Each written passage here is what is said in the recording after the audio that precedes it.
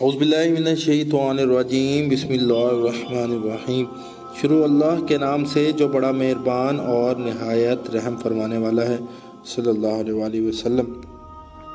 حضرت ابو قتادہ رضی اللہ تعالیٰ عنہ فرماتے ہیں کہ ایک آدمی رسول اللہ صلی اللہ علیہ وآلہ وسلم کے پاس حاضر ہوا اور کہنے لگا، اے اللہ کے رسول، آپ فرمائیں اگر میں اللہ تعالیٰ کے راستے میں ثابت قدمی کے ساتھ لڑتا ہوا شہید ہو جاؤں، میری نیت بھی ثواب کی ہو، میدان جنگ سے منہ بھی نہ موڑوں، تو کیا اللہ تعالیٰ میری تمام غلطیاں معاف فرما دے گا؟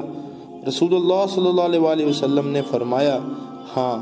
جب وہ شخص واپس چلا تو اسے رسول اللہ صلی اللہ علیہ وآلہ وسلم نے آواز دی یا آپ نے کسی کو حکم دیا اور اسے آواز دی گئی؟